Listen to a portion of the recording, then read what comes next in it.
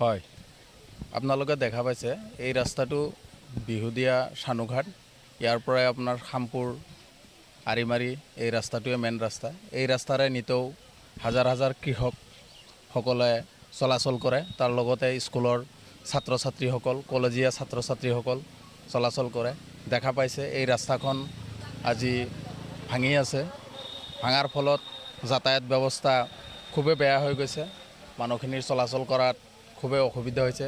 এতিয়া কৃষক বন্ধুসকলে উৎপাদিত কৰা শস্যখিনি বজাৰলৈ নিবলৈ তেওঁলোকৰ অসুবিধা হৈছে।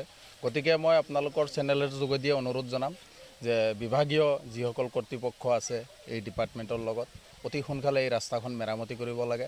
নহ'লে যি দলংখন দেখা পাইছে এই দলংখনো যি পানীৰ বৰষুণৰ ফলত যি বানী হৈছে বা বানপানী হৈছে, এই দলংখনো যে ভাঙি যাব। গতিকে তাৰ আগতে এই ৰাস্তাখন মেৰামতি কৰি দিয়াৰ বাবে মই চৰকাৰক আপোনালোকৰ চেনেলৰ যোগেদিয়ে অনুৰোধ জনাম।